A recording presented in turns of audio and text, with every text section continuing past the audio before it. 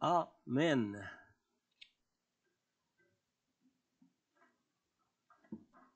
C'est bon? Bonsoir à tous. J'espère que ça va bien. Amen. Ce soir, on a une longue leçon. Alors, je ne m'arrêterai pas souvent à savoir s'il y a des questions, mais si vous avez en route des questions, prenez-les en note. On va prendre un peu de temps à la fin pour pouvoir y répondre. D'accord? C'est un vaste sujet.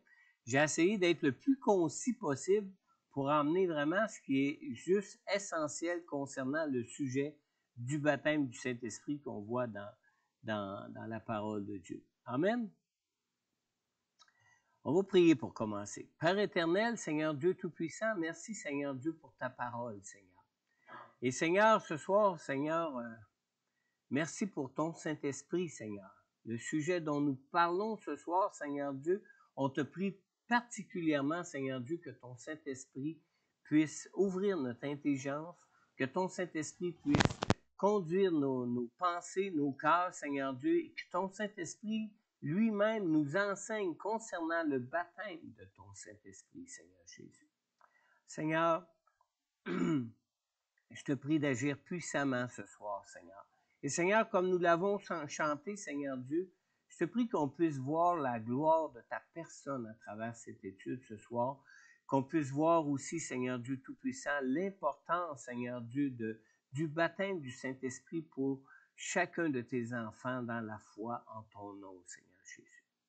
Alors je te prie, Seigneur, d'agir puissamment, Seigneur Dieu, d'ouvrir notre intelligence, Seigneur Dieu, de disposer nos cœurs, Seigneur Dieu, et surtout, Seigneur Dieu, je te prie que ta parole ce soir puisse édifier notre foi en toi, notre foi en ton Saint-Esprit, notre foi en ton baptême du Saint-Esprit pour chacun de nous, Seigneur. Dans le nom de Jésus, Père, j'ai prié. Amen. Amen. Alors ce soir, on voit la leçon concernant le baptême du Saint-Esprit. On voit dans Acte 1. On va lire, il y a plusieurs passages ce soir qu'on va lire qui ne seront pas tous à l'écran, là, parce que ça ferait trop d'écriture à l'écran. Alors, je vous conseille de suivre peut-être sur votre téléphone, si vous avez votre Bible sur votre téléphone, ou dans votre Bible. Mais si vous êtes sur votre téléphone, gardez-le pas loin parce que il y a des passages que vous allez pouvoir lire vous-même parce qu'ils ne seront pas tous à l'écran. Ils ne seront pas tous affichés à l'écran sur le PowerPoint ce soir.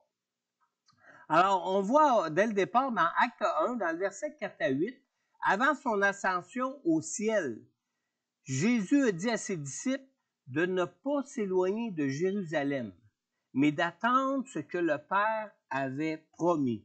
Ce que je vous ai annoncé, leur dit-il, car Jean a baptisé d'eau, mais vous, dans peu de jours, vous serez baptisés du Saint-Esprit. Alors que les apôtres étaient réunis, ils lui demandèrent, « Seigneur, est-ce à ce moment-là que tu rétabliras le royaume pour Israël? » Il leur répondit, « Ce n'est pas à vous de connaître les temps ou les moments que le Père a fixés de sa propre autorité, mais vous recevrez une puissance lorsque le Saint-Esprit viendra sur vous, et vous serez mes témoins à Jérusalem, dans toute la Judée, dans la Samarie, jusqu'aux extrémités de la terre, et jusqu'à Saint-Malachie et Montmagny. » Et même la Pocatière. Amen. Amen. Alors, vous savez, beaucoup de croyants nés de nouveau se sentent tellement comblés du don de la vie éternelle qu'ils négligent souvent de recevoir le don du Saint-Esprit pour eux dans leur vie. Laissez-moi vous raconter une histoire concernant l'histoire d'un cadeau inattendu. Un petit garçon orphelin de naissance qui n'avait encore jamais connu la joie d'être aimé s'est retrouvé pour la première fois de sa vie au pied d'un arbre de Noël avec ceux de sa nouvelle famille qui venaient de l'accueillir. Imaginez son émerveillement au pied d'un arbre tout décoré, rempli de cadeaux, le soir de la veille de Noël. Maintenant, Quand l'heure est venue d'ouvrir les cadeaux, son père adoptif s'est levé pour prendre un cadeau au pied de l'arbre et pour le donner à son nouveau fils d'adoption. Puis, le père adoptif du petit garçon, le fils du père adoptif du petit garçon, s'est levé à son tour pour prendre lui aussi un cadeau au pied de l'arbre pour le donner au petit garçon.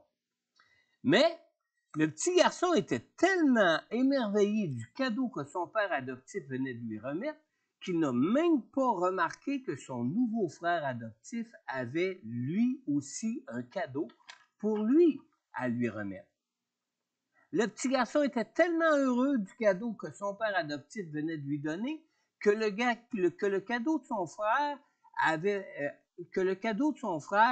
que son frère avait pour lui est demeuré là sans même être reçu, sans même être déballé. Comme un enfant de Dieu, vous savez, on reçoit le cadeau de la vie éternelle que Dieu nous donne dans sa grâce et dans son amour pour nous. Comme on le lit même dans Jean 3,16 qui nous dit « En effet, Dieu a tant aimé le monde qu'il a donné son Fils unique afin que quiconque croit en lui ne périsse pas, mais ait la vie éternelle. » Mais dans notre sentiment d'être comblé de la grâce du salut de Dieu, on est le plus souvent porté à ignorer le cadeau que Jésus nous a acquis en nous ouvrant les portes du ciel. À propos de ce cadeau, on lit dans Marc 1,8. Écoutez bien. Jean-Baptiste dit « Moi, je vous ai baptisé d'eau. » Lui, en parlant de Jésus, il vous baptisera du Saint-Esprit. Le baptême du Saint-Esprit, c'est un revêtement de la puissance que Dieu veut pour tous les croyants. On lit dans Acte 1,8.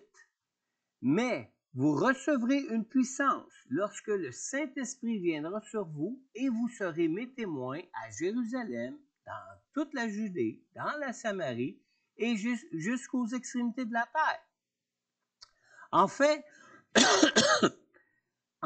le baptême du Saint-Esprit est aussi essentiel pour nos vies ici-bas que la nouvelle naissance l'est en ce qui concerne notre salut en Jésus.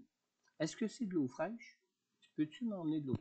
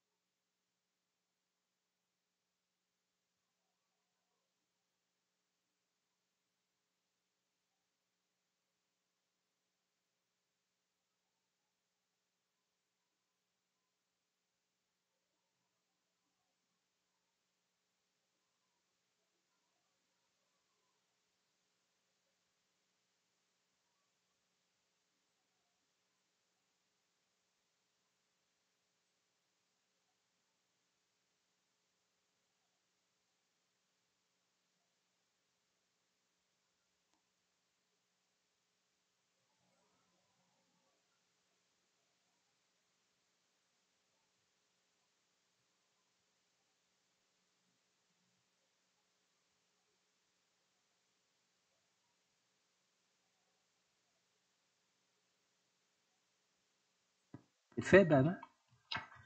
Vous m'entendez maintenant? Y a-t-il longtemps qu'on m'entend plus? Peut-être demander à ceux qui sont en ligne.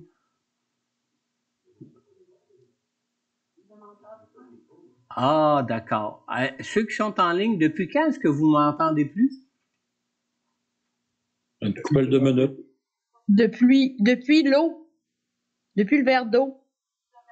Oui. Ah, je me souviens pas. Qu'est-ce que je disais au moment du verre d'eau?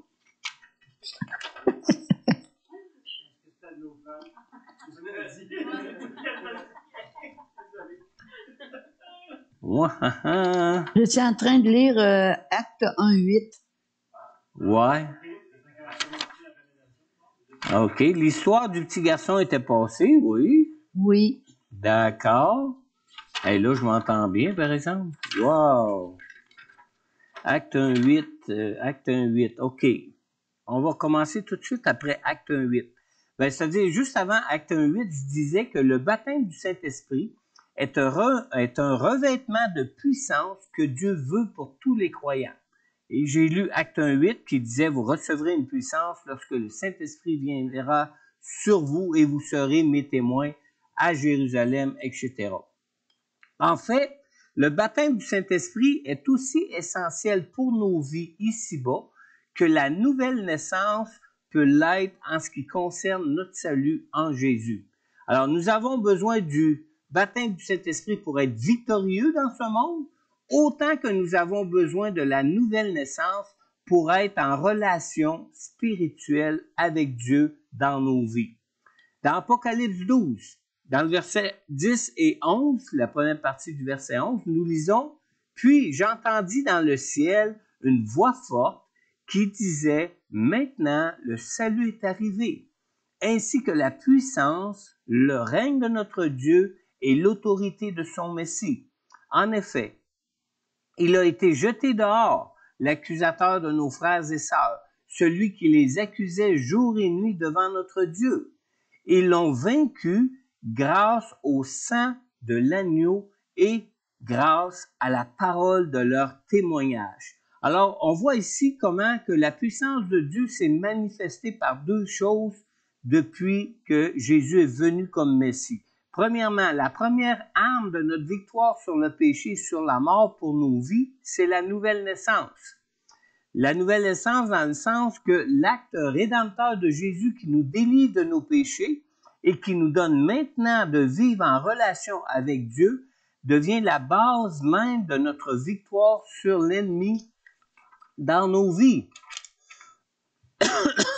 Sans le sang de Jésus qui pardonne et qui purifie de tout péché, la nouvelle naissance par le Saint-Esprit ne serait pas possible pour vivre en relation personnelle avec Dieu, en relation vivante avec Dieu dans nos vies. Et sans demeurer en relation vivante avec Dieu dans nos vies, ben on demeurerait sous la puissance de Satan dans nos vies. Deuxième chose, c'est que l'autre arme, c'est celle de notre victoire pour marcher sur toute la puissance de l'ennemi dans ce monde.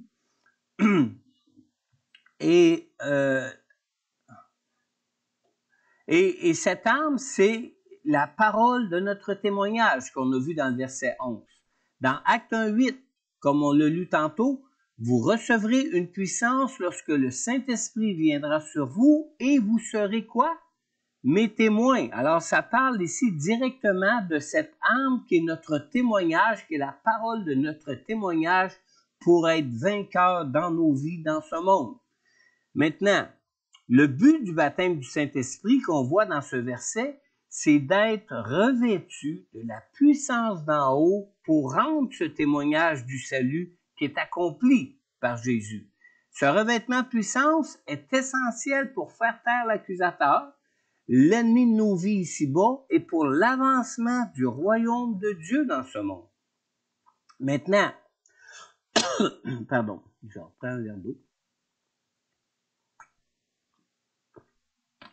Le but du baptême du Saint-Esprit qu'on voit dans ce verset, ça je viens de dire. Maintenant, revêtir la puissance du Saint-Esprit, c'est une chose qui est indispensable pour répondre à l'appel de partager l'évangile du salut en Jésus dans nos vies. Vous savez, le soir du jour de sa résurrection, Jésus est apparu à ses disciples. On lit dans Jean chapitre 20, dans le verset 19 à 22, « Le soir de ce même dimanche, les portes de la maison où les disciples se trouvaient rassemblés étaient fermées, car ils avaient peur des chefs juifs. Jésus vint alors se présenter au milieu d'eux et leur dit que la paix soit avec vous.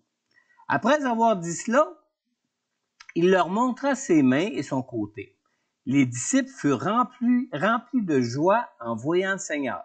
Et Jésus leur dit de nouveau, écoutez bien, que la paix soit avec vous. Et qu'est-ce qu'il leur dit aussi?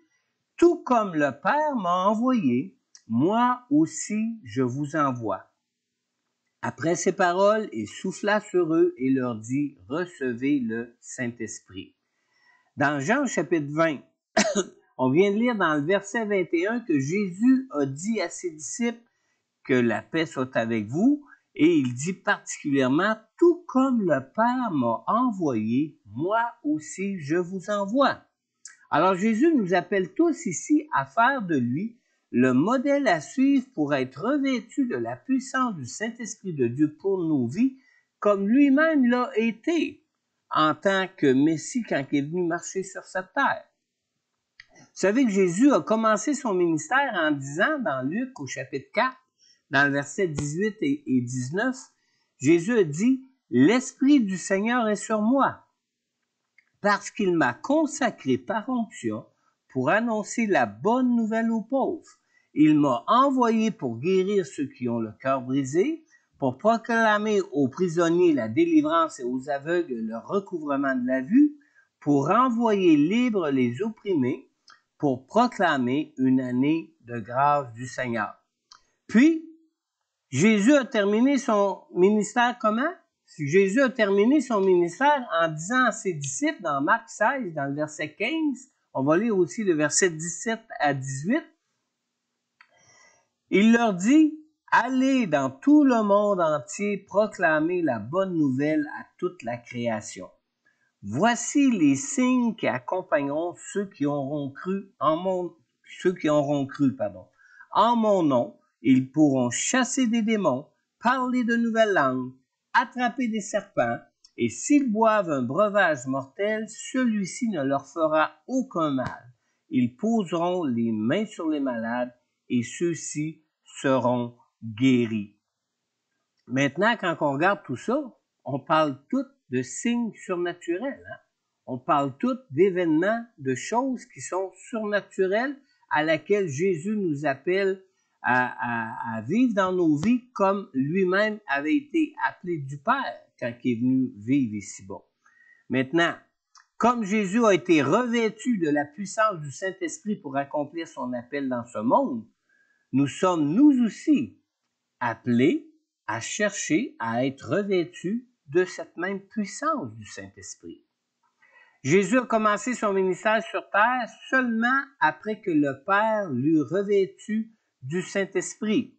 Vous allez voir ces références-là dans Matthieu 3, versets 16 à 17, Marc 1, versets 10 et 11, Jean 1, versets 32 et 34, et dans Luc 3, versets 21 et 22. Nous, maintenant, on va lire seulement Luc 3, le verset 21 et 22, où ce qu'on lit ici, « Comme tout le peuple était baptisé, Jésus aussi fut baptisé.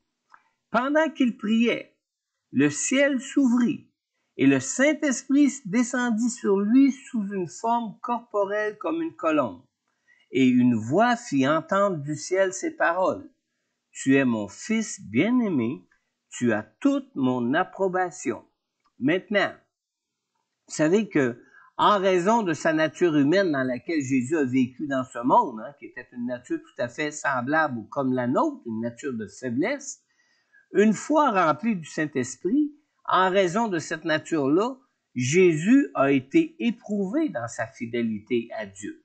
C'est pas parce que maintenant il était revêtu de la puissance du Saint-Esprit qu'il pouvait automatiquement utiliser cette puissance. Dans Luc au chapitre 4, on lit dans le verset 1 et 2, On lit ici, écoutez bien, Jésus, rempli du Saint-Esprit, revint du Jourdain. Ça, c'est après son baptême, comme on vient de lire dans Luc 3, versets 21 et 22. Jésus, rempli du Saint-Esprit, revint du Jourdain. Il fut conduit par l'Esprit dans le désert, où il fut tenté par le diable pendant 40 jours. Il ne mangea rien durant ces jours-là, et quand cette période fut passée, il eut faim. Alors, comme Dieu le veut aussi pour nous, l'Esprit Saint est venu sur Jésus pour l'équiper, pour répondre à son appel, comme Dieu veut nous équiper nous-mêmes aussi pour répondre à cet appel de témoigner de l'Évangile partout dans le monde. Alors, ce n'est seulement qu'après avoir été tenté par le diable de désobéir à Dieu que Jésus a été revêtu de la puissance du Saint-Esprit. On lit dans les versets qui suivent, dans Luc 4 au verset 14. On lit qu'après avoir été tenté au désert, Jésus, revêtu de la puissance de l'Esprit, retourna en Galilée et sa réputation gagna toute la région. Vous voyez le lien historique, là, la façon que ça s'est passé, là, vraiment, façon, comment je dirais, chronologique, la chronologie de l'événement. Maintenant, finalement, ce n'est qu'après avoir été revêtu de la puissance du Saint-Esprit que Jésus a débuté son ministère. On lit, toujours dans Luc 4, on lit dans les versets 18 et 19, Jésus dit au tout début de son ministère, après avoir été revêtu de la puissance du Saint-Esprit quand il est retourné en Galilée, Jésus dit, « L'Esprit du Seigneur est sur moi, parce qu'il m'a consacré par onction pour annoncer la bonne nouvelle aux pauvres. » On parle du témoignage ici. « Il m'a envoyé pour guérir ceux qui ont le cœur brisé, pour proclamer aux prisonniers la délivrance et aux aveugles le recouvrement de la vue, pour renvoyer libres les opprimés, pour proclamer une année de grâce du Seigneur. » Alors ça, c'est tous des signes qui accompagnent le témoignage de l'Évangile. Finalement, comme Jésus l'avait fait lui-même avant de répondre à son appel, Jésus a commandé à ses disciples d'attendre d'avoir reçu le baptême du Saint-Esprit avant de chercher à répondre à l'appel de Dieu pour nos vies. On lit dans Acte 1, dans le verset 4 et 5, après la résurrection de Jésus. On lit ici, « Alors qu'ils se trouvaient en leur compagnie, il leur recommanda de ne pas s'éloigner de Jérusalem, mais d'attendre ce que le Père avait promis. Ce que je vous ai annoncé, leur dit-il. » Et on lit au verset 5, « Car Jean a baptisé d'eau, mais vous, dans peu de jours, vous serez baptisés du Saint-Esprit. » C'est étonnant de voir le parallèle entre la préparation de Jésus à répondre à son appel et notre appel en tant que disciple pour nos vies. C'est vraiment étonnant de voir le parallèle. En préparation à répondre à son appel, on voit que, premièrement, Jésus s'est tenu à l'écart dans le désert, alors que ses disciples se sont tenus tous ensemble à l'écart dans la chambre haute, dans l'attente de cette puissance. Deuxièmement, Jésus s'est retiré au désert pour jeûner. Ses disciples, eux, se sont retirés dans la chambre haute pour prier, toujours dans l'attente de ce revêtement de puissance.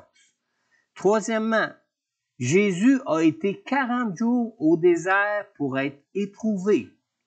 Ses disciples, eux, ont été éprouvés dans leur foi en Jésus qui leur est apparu pendant 40 jours après sa résurrection. On peut voir une référence même là-dessus dans Acte 1 au verset 3.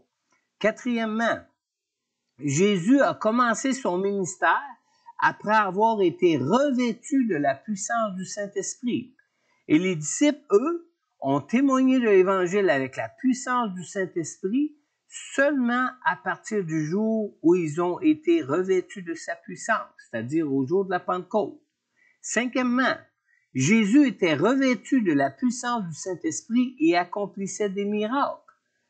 Tout comme Jésus, les disciples, eux aussi, ont témoigné de Jésus et proclamé l'Évangile avec des signes et des miracles par la puissance du Saint-Esprit qui les revêtait. On voit bien hein, comment est-ce que c'est le même pattern, excusez le mot, je ne sais pas comment on pourrait le dire en français. C'est le même modèle qu'on peut suivre par rapport à l'appel de Dieu qui veut que nous partagions l'Évangile jusqu'aux extrémités de la terre, qui veut qu'on soit revêtu de la puissance de Dieu dans ce témoignage de l'Évangile, que pour Jésus qui est venu en tant que Messie pour proclamer le royaume de Dieu. Amen. Concernant le revêtement de la puissance du Saint-Esprit pour réaliser l'appel de Dieu sur leur vie, on voit le même schéma s'appliquer dans le revêtement de puissance entre Jésus et celui des disciples. Maintenant, nous sommes qui? On est des disciples comme les disciples à l'époque de Jésus. Et comme il a appelé ses disciples à cette époque, nous, en tant que disciples, on a aussi le même appel qu'avaient les disciples de Jésus. Excusez-moi, je ne savais pas si c'était allumé. Maintenant, bien que Dieu nous appelle tous à être baptisés du Saint-Esprit, malheureusement, les croyants n'arrivent pas tous à faire l'expérience de la plénitude du Saint-Esprit. Dans Acte 2, on lit dans le verset 38-39, au jour de la Pentecôte, on lit ici que Pierre leur dit « Changez d'attitude et que chacun de vous soit baptisé au nom de Jésus-Christ pour le pardon de vos péchés, et vous recevrez le don du Saint-Esprit. » Et il dit au verset 39, « En effet, la promesse est pour vous, pour vos enfants, et pour tous ceux qui sont au loin, en aussi grand nombre que le Seigneur notre Dieu les appellera. » Alors, la promesse du Saint-Esprit est disponible pour tous les croyants. Premièrement, le verset 39 l'indique comme une suite normale pour tous ceux qui passent par le baptême d'eau en Jésus, que après s'être repentis et être baptisés dans l'eau pour leur ancienne vie, le verset 38 affirme en toute simplicité de changer d'attitude et que chacun de vous soit baptisé au nom du Seigneur, au nom de Jésus-Christ pour le pardon de vos péchés, et comme tout naturellement, vous recevrez le don du Saint-Esprit. Comme si c'est quelque chose qui vient de façon toute naturelle à la suite d'une confession de foi et du baptême d'eau. Alors, recevoir le don du Saint-Esprit est décrit ici comme la suite toute naturelle des choses pour le croyant qui confie sa vie à Jésus-Christ, à Jésus, d'être baptisé du Saint-Esprit. Deuxièmement, le verset 39 ici, il cite la prophétie de Joël. La prophétie de Joël qui affirme que le baptême du Saint-Esprit est une promesse de Dieu, mais une promesse qui est pour tous les croyants de toutes les époques. Alors, ce n'est pas juste pour certains croyants, mais pour tous les croyants de toutes les époques. Dans le verset 39, on a lu, en effet, la promesse est pour vous, pour vos enfants et pour tous ceux qui sont au loin, en aussi grand nombre que le Seigneur, notre Dieu, les appellera. Alors, cette prophétie de Joël ne met aucune limite à cette promesse de Dieu, à cette prophétie-là. Cette promesse concerne tous les croyants de toutes les époques, depuis le jour de la Pentecôte jusqu'au jour où l'Église va être enlevée, durant toute la période de la dispensation de l'Église. Faire l'expérience de la plénitude du Saint-Esprit implique par contre certaines conditions. On sait tous que c'est Jésus qui sauve, hein? Est-ce qu'il y en a qui ne savent pas que c'est Jésus qui nous sauve? On sait tous ça. Et est-ce qu'on sait que c'est Jésus qui baptise dans le Saint-Esprit? Marc 1,8, on a lu tantôt, Jean-Baptiste disait, « Moi je vous ai baptisé d'eau. » Lui, en parlant de Jésus, il vous baptisera du Saint-Esprit. Alors, pour être baptisé du Saint-Esprit, il faut donc d'abord connaître Jésus comme Sauveur et Seigneur. Si on ne connaît pas Jésus, comment on pourrait être baptisé du Saint-Esprit par lui? Dans Acte 2,38, Pierre leur dit, « Changez d'attitude et que chacun de vous soit baptisé au nom de Jésus-Christ pour le pardon de vos péchés et vous recevrez le don du Saint-Esprit. » Alors, La nouvelle naissance en Jésus est la première condition pour bénéficier de la promesse du baptême du Saint-Esprit. Et il faut bien comprendre que devenir le temple du Saint-Esprit par la nouvelle naissance est une chose qui est différente, bien différente même de la plénitude du Saint-Esprit. Dans Acte 8, on va regarder cette différence-là. On voit dans Acte 8, dans le verset 5 à 8, dans l'histoire de Philippe l'évangéliste, on lit au verset 5. Philippe descendit dans la ville de Samarie et y prêcha le Christ. Les foules tout entières étaient attentives à ce que disait Philippe lorsqu'elles apprirent et virent les signes miraculeux qu'il accomplissait. Et on lit au verset 7. En effet, des esprits impurs sortaient de beaucoup de démoniaques en poussant de grands cris et beaucoup de paralysés et de boiteux étaient guéris. Il y eut une grande joie dans cette ville. Maintenant, écoutez bien la suite. Toujours dans le même chapitre, dans la même histoire. On lit dans le verset 14 à 17, toujours dans Acte 8. Les apôtres qui étaient à Jérusalem apprirent que les habitants de la Samarie avaient fait bon accueil à la parole de Dieu. Et ils leur envoyèrent Pierre et Jean. Ceux-ci descendirent et prièrent pour eux. Pourquoi? Afin qu'ils reçoivent le Saint-Esprit. En effet, ils n'étaient encore descendus sur aucun d'eux. Ils avaient seulement été baptisés au nom du Seigneur Jésus. Alors Pierre et Jean posèrent les mains sur eux et ils reçurent le Saint-Esprit. Alors on voit clairement ici dans cette histoire que la nouvelle naissance, lorsqu'on témoigne du salut en Jésus, et même avec le baptême d'eau, avec des gens qui s'engagent dans le baptême d'eau en Jésus, que la nouvelle naissance est une chose qui est différente du baptême du Saint-Esprit. Deuxièmement, il y a aussi la nécessité de désirer recevoir le baptême du Saint-Esprit. On ne parle pas seulement de ne pas refuser de recevoir le baptême du Saint-Esprit ici, là, mais je parle vraiment d'avoir soif de la puissance du Saint-Esprit pour chercher à le recevoir dans notre vie. Dans Jean au chapitre 7, dans le verset 37 à 39, Jésus a dit, on lit ici, le dernier jour, le grand jour de la fête, Jésus debout s'écria, « Si quelqu'un a soif, qu'il vienne à moi et qu'il boive. Celui qui croit en moi, des fleuves d'eau vive couleront de lui, comme l'a dit l'Écriture. » Et on lit bien au verset 39 que Jésus dit cela à propos de l'Esprit que devaient recevoir ceux qui croiraient en lui.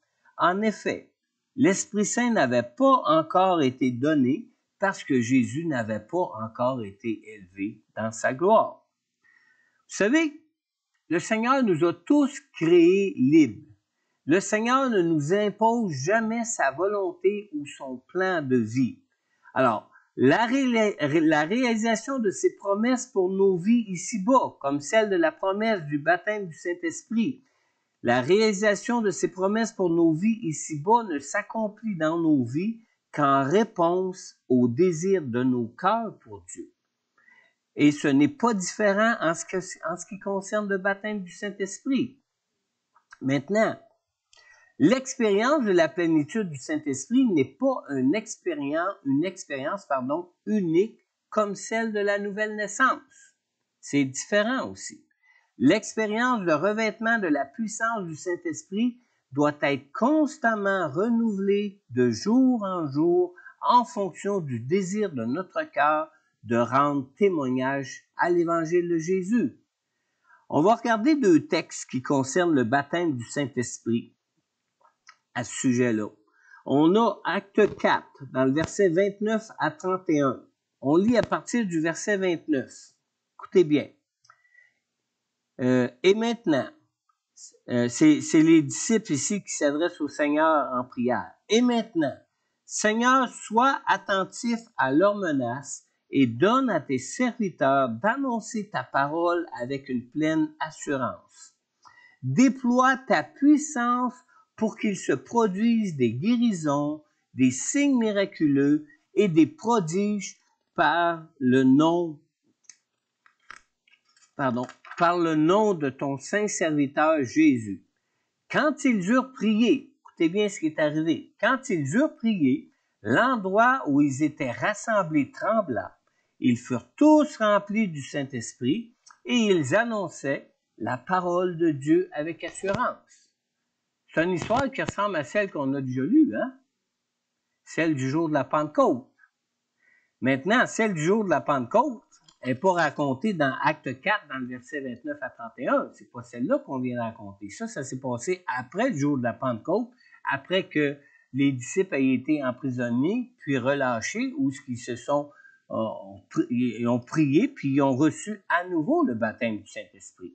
On lit dans Acte 2, qui est la première fois qu'ils ont reçu le baptême du Saint-Esprit. Dans Acte 2, on lit dans le verset 1 et dans le verset 4, quand le jour de la Pentecôte arriva, ils étaient tous ensemble aux mêmes endroits.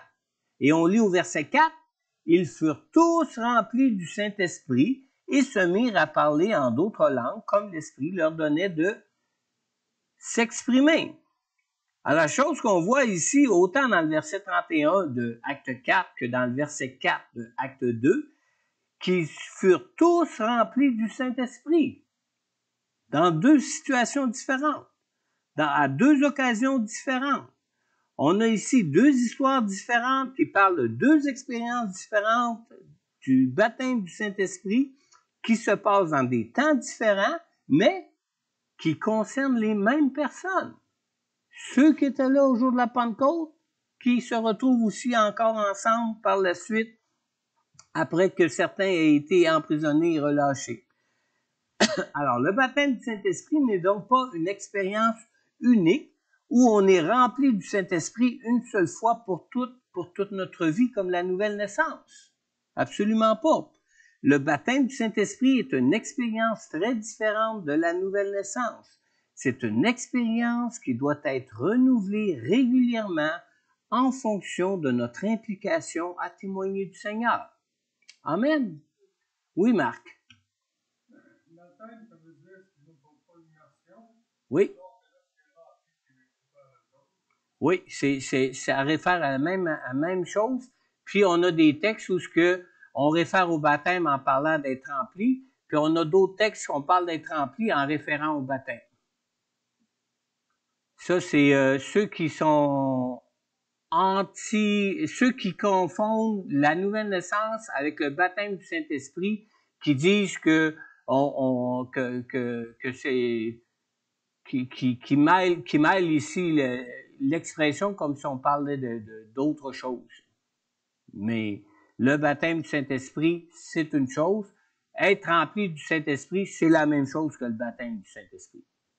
C'est une immersion dans le Saint-Esprit et non pas une habitation du Saint-Esprit en tant qu'enfant de Dieu, en tant que temple du Saint-Esprit. C'est la différence qui est faite au niveau des Écritures.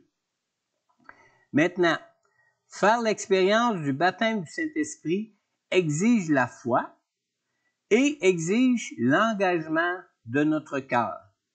Lorsqu'on parle de demander avec foi et lorsqu'on parle de demander de tout cœur, qu'est-ce que ça implique? Ça implique de nous abandonner complètement au Seigneur avec confiance. On lit dans Acte 1, dans le verset 4, puis on va lire aussi la première partie du verset 14, un peu plus loin. On lit ici que Jésus leur recommanda d'attendre ce que le Père avait promis. Ce que je vous ai annoncé, leur dit-il. Et on lit, tous persévéraient d'un commun accord dans la prière. Alors, être dans l'attente et être dans la persévérance exige de la foi, hein, n'est-ce pas? Lorsqu'on parle de foi, la foi engage toujours des luttes avec notre propre nature d'homme, hein, parce que dans notre nature d'homme, c'est pas naturel pour nous de persévérer ou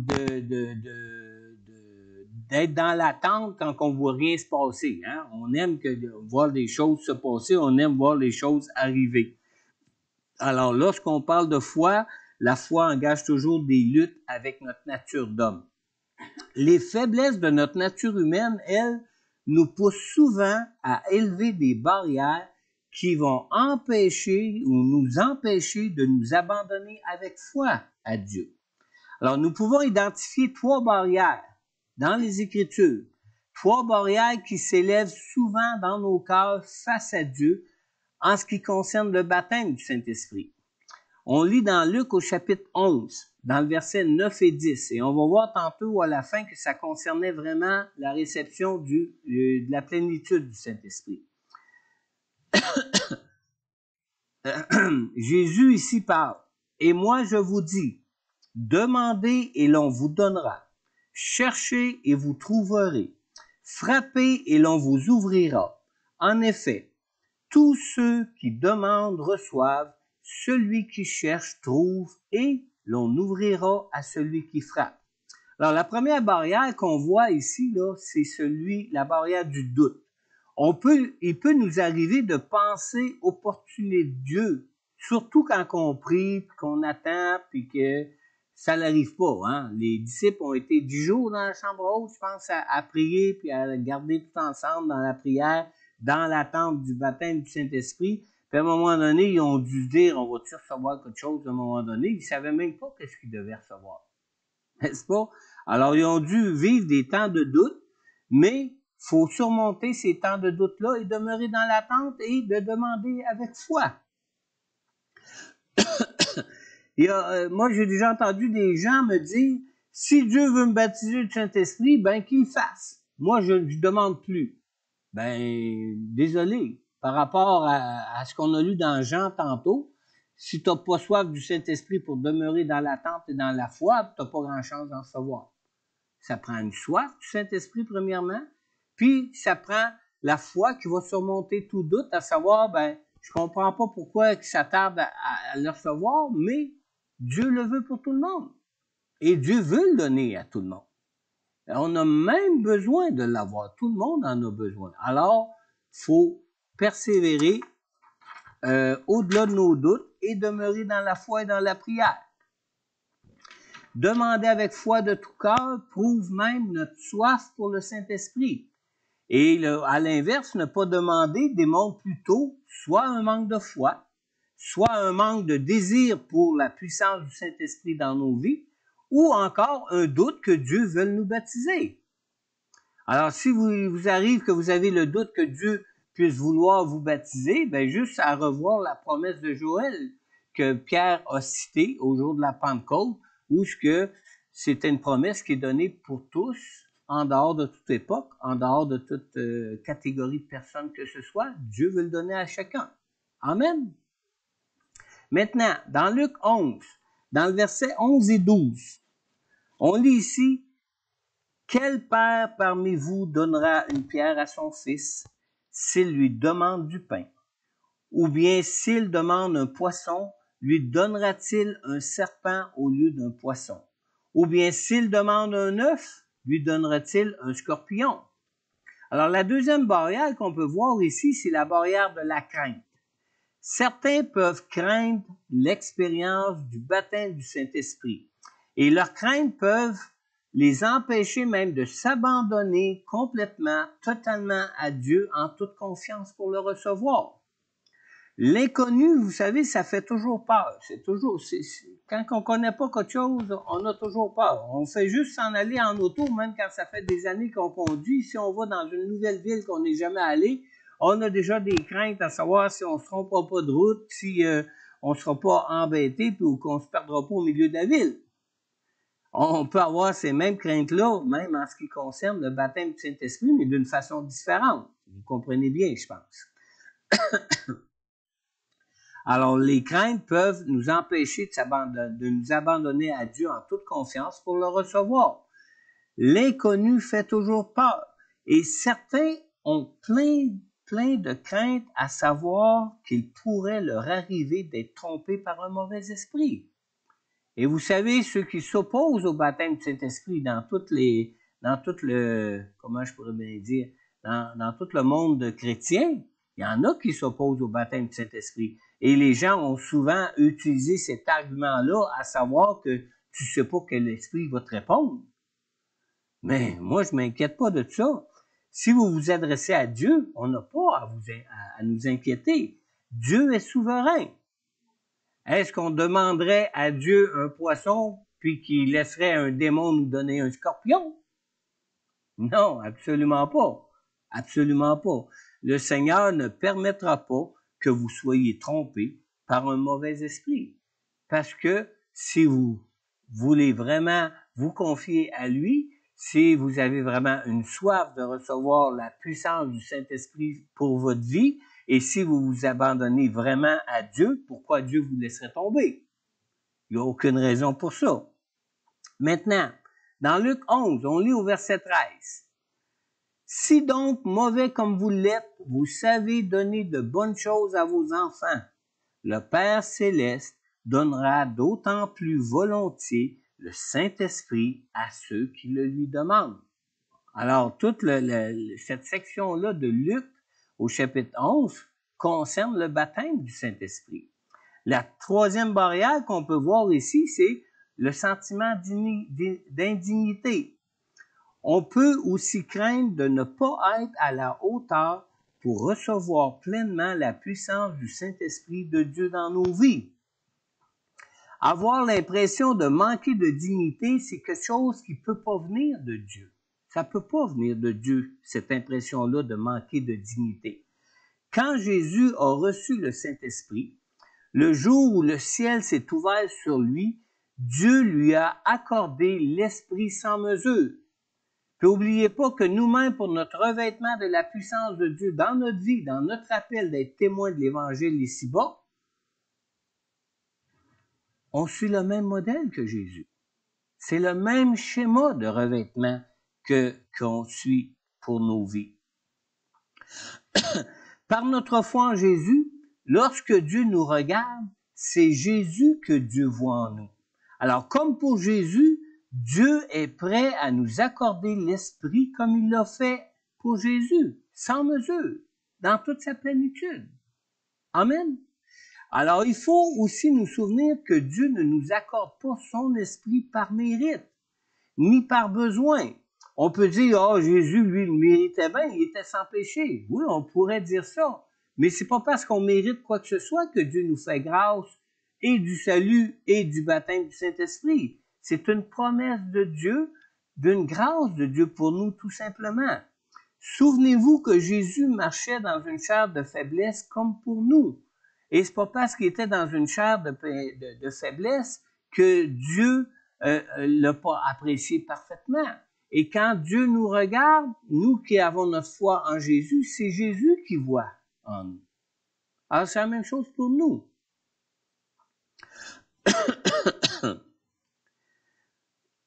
Il faut nous souvenir que Dieu ne nous accorde pas son esprit par mérite, mais qu'il nous accorde par besoin. C'est un besoin qu'on a. Jésus aurait pu s'en passer, mais Jésus, dans son appel, devait marcher comme un simple homme par la puissance du Saint-Esprit, en parfaite obéissance à Dieu, en marchant par le Saint-Esprit. Lui-ci en avait besoin, sinon, s'il avait marché en simple homme sans la puissance du Saint-Esprit dans sa vie, ben, il aurait fini, lui-ci, comme un simple homme. Amen. Il en avait besoin, et nous encore plus, du fait qu'on n'est surtout pas 100% Dieu, on est juste 100% homme, contrairement à Jésus. Maintenant, pour finir, ça n'a pas été si long, finalement.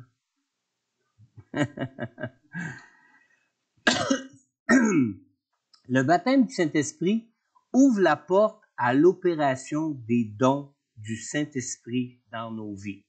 Écoutez-moi bien ici. Pour manifester la puissance de Dieu dans nos vies, nous devons arriver à nous abandonner entièrement au Saint-Esprit pour le laisser nous utiliser librement.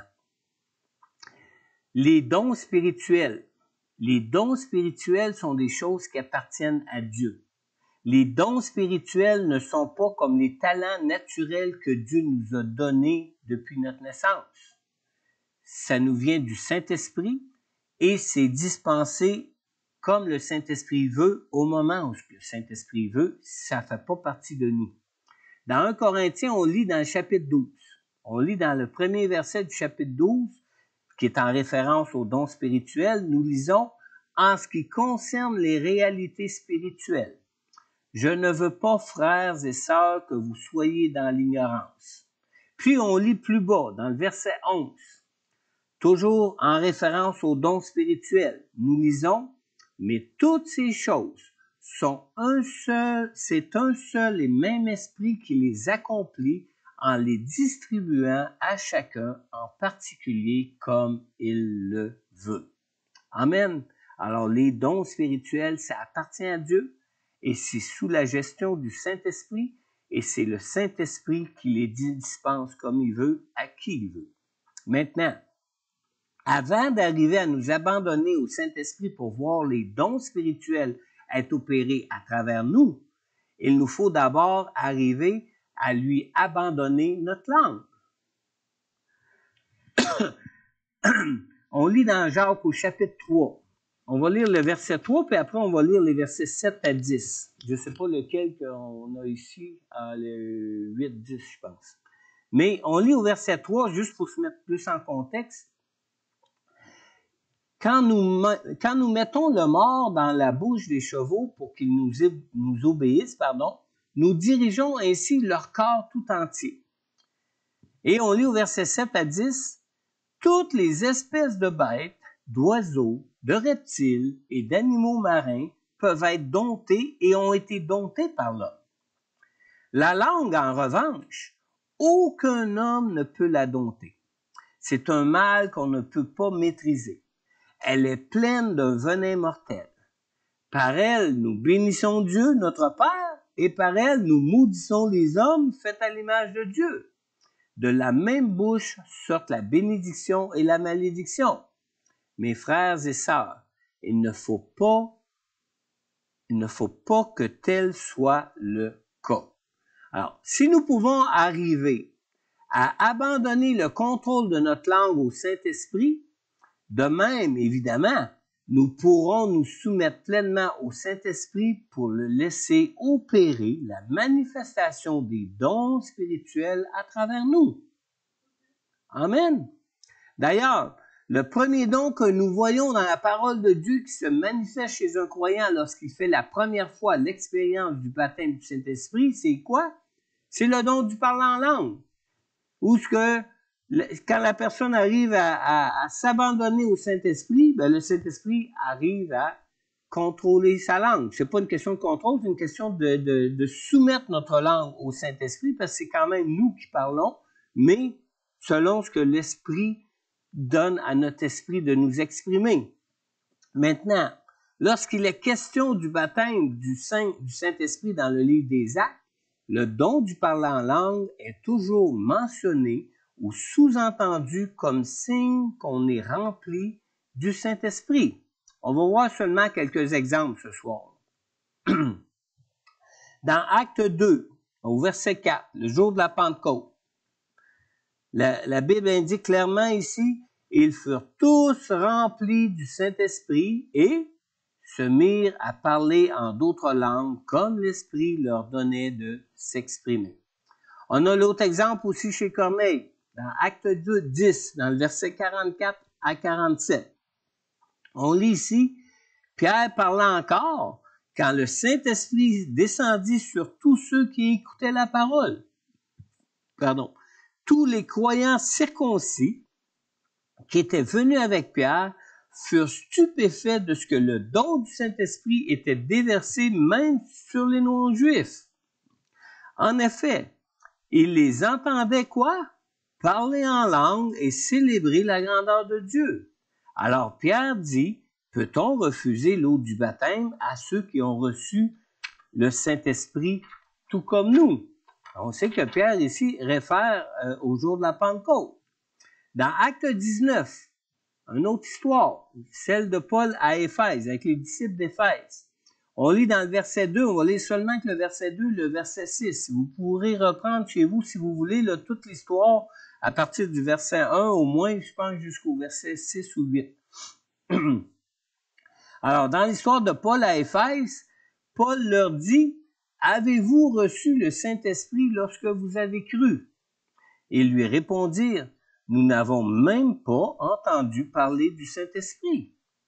Lorsque Paul posa les mains sur eux, le Saint-Esprit vint sur eux et ils se mirent à parler en langue et à prophétiser. Alors, on voit clairement que le parler en langue est donc décrit comme le premier signe qui démontre qu'un croyant est rempli du Saint-Esprit. D'ailleurs, c'est la raison pour laquelle Pierre, avec ceux qui l'accompagnaient chez Corneille, reconnaissait que le Saint-Esprit était donné même à ceux qui n'étaient pas d'origine juive, parce qu'ils entendaient parler en langue. Alors, si vous cherchez à recevoir le baptême du Saint-Esprit, vous pourrez savoir que vous êtes immergé dans le Saint-Esprit et que vous êtes pleinement abandonné à lui lorsque vous arriverez à lui abandonner votre langue. Amen. Et si vous arrivez à lui abandonner votre langue, ben, c'est que vous allez vous habituer à vous abandonner au Saint-Esprit pour qu'il puisse vous utiliser pour toutes sortes autres dons spirituels qu'on voit qui sont décrits dans 1 Corinthiens 12. Maintenant, ces autres aspects du don de parler en langue pourront être éventuellement étudiés dans une série d'études bibliques sur les dons spirituels pour en révéler plus les détails. Mais nous, ce soir, notre sujet, c'est le baptême du Saint-Esprit, et j'en parle seulement à titre de signe initial du baptême du Saint-Esprit qu'on voit dans la Bible, mais en ce qui concerne de l'opération du don des langues comme tel, il y a d'autres aspects qui pourront être vus si à un moment donné on étudie les dons du Saint-Esprit selon 1 Corinthiens chapitre 12 particulièrement. Amen. Est-ce qu'il y a des questions sur le baptême du Saint-Esprit maintenant? Oui, Marc. Quand Philippe baptisait les Samaritains, Oui. Les Samaritains, Philippe avait le Saint-Esprit, Lui, il avait manifesté même la puissance du Saint-Esprit. Ça, la Bible ne dit pas, mais ce qu'on peut voir clairement, c'est qu'on a des gens qui sont nés de nouveau avec le ministère de Philippe, mais qui ont été baptisés du Saint-Esprit dans un autre temps, parce que c'est pas la même chose que la nouvelle naissance. Ils ont été baptisés du baptême du Saint-Esprit sous les mains du ministère de Jean et de Pierre. Mais le pourquoi, la Bible ne le dit pas. C'est pas moi qui vais pouvoir vous le dire non plus.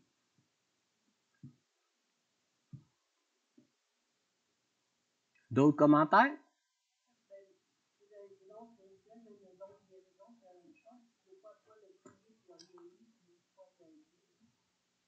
C'est la même chose dans quel sens?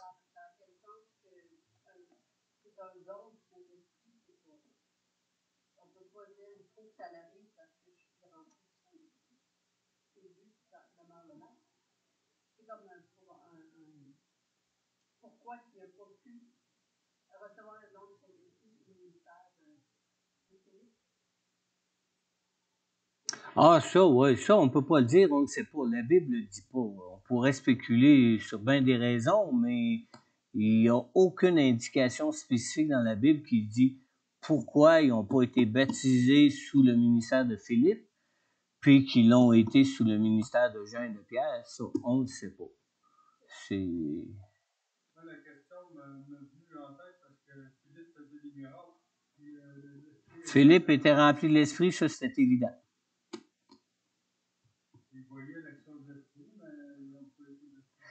Parce que Philippe, non seulement c'est évident à ce moment-là à Samarie, au moment où il prêche l'Évangile en Samarie, qu'il est rempli du Saint-Esprit, mais c'est évident même suite à son évangélisation à Samarie, où en obéissance au Saint-Esprit, il est conduit par le Saint-Esprit, même après avoir prêché à des foules l'Évangile, puis des foules sont nos Seigneurs, puis ont été baptisés dans le nom de Jésus. Philippe s'en va, conduit par l'Esprit pour rencontrer quelqu'un sur une route déserte, pour lui partager l'Évangile. Et puis, on voit clairement comment ce qui est abandonné au Saint-Esprit pour être pleinement dirigé par le Saint-Esprit, parce que le seul homme qu'il rencontre, c'est l'eunuque de Candace, de la princesse ou de la reine de Candace. Et puis, lui-même, au moment où il croise, il est en train de lire les prophéties d'Ésaïe concernant le Messie. Alors, il n'y a pas de hasard là-dedans, là. Alors, il était clairement rempli du Saint-Esprit, ça c'est évident. été baptisé dans l'eau, il n'a pas été baptisé dans l'eau. Ben, dans tout le livre des Actes, quand on regarde toutes les activités d'évangélisation qui se passent dans le livre des Actes, c'est comme si, même s'il n'en parle pas tout le temps, c'est comme si c'était quelque chose de courant d'être baptisé du Saint-Esprit après avoir été baptisé dans l'eau, comme si ça venait de façon, comme l'étape suivante de la marche dans le salut. Pour les Samaritains, ça n'a pas été différent, sauf que ça a pris une étape de plus. Mais dans le cas de Corneille, qui était un Italien, lui, un Romain, quand Pierre a été appelé à aller prêcher l'Évangile là par l'intervention d'anges même, hein, autant pour Corneille pour le faire venir que pour lui pour y aller, il n'avait pas fini de prêcher l'Évangile que Corneille et tous ceux qui étaient rassemblés de sa famille ou de ses amis dans sa maison, ils ont tous été remplis du Saint-Esprit. Pourquoi? Dieu le sait, hein? C'est peut-être une soif différente de Dieu à ce niveau-là que la Bible précise pas ou donne pas en révélation, mais il y a une différence, c'est certain.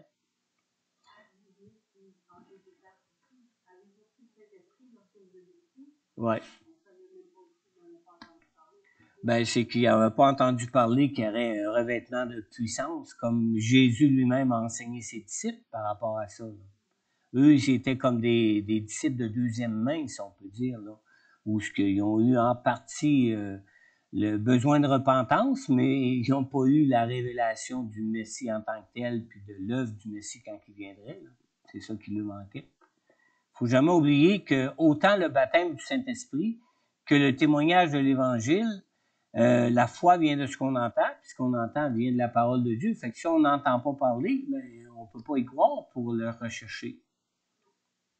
Amen. C'est le même principe. D'autres questions? Si on est dans une église qui croit pas que le baptême du Saint-Esprit est une œuvre, un ministère différent de la nouvelle naissance, une chose différente de la nouvelle naissance, ben, on peut pas espérer au baptême du Saint-Esprit. On pense que parce qu'on est né nouveau, qu'on l'est déjà rempli du Saint-Esprit. Mais c'est faux selon les Écritures.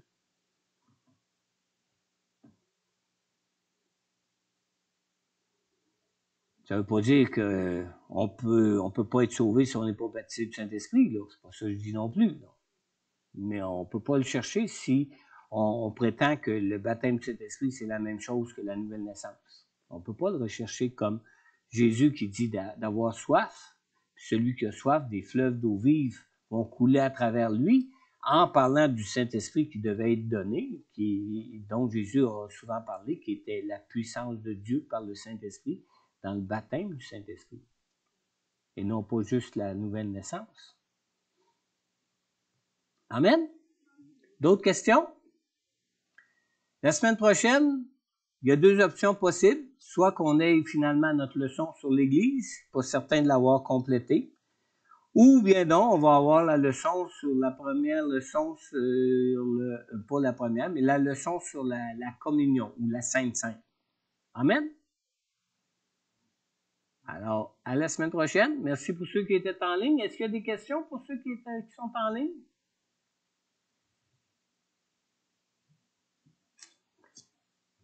Silence radio.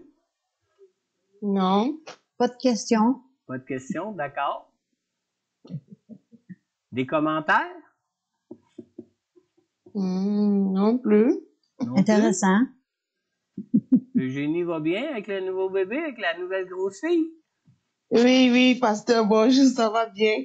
Comment est-ce qu'elle s'appelle, là? Marie-Emmanuel? Non, Rose-Emmanuel, pardon, Emmanuel. Rose-Emmanuel. Ouais, Félicitations, hein? Mais Ouais. félicitations au papa aussi. Pasteur Merci, Corneille. merci. Félicitations, Eugénie. Merci. Alors, bonne soirée à tous, puis on se dit à mardi soir prochain. Bonne soirée. Au revoir. Bonne soirée. Bye Bonne bye. soirée à tout le monde. Puis Oui. à la prochaine. Bye bye, Bruno. À la semaine prochaine. Bye, Martine. Bye, Lynn. Bye, Jean-Guy. Bye. Les oui disparaître un après l'autre. Bye bye. Bye bye.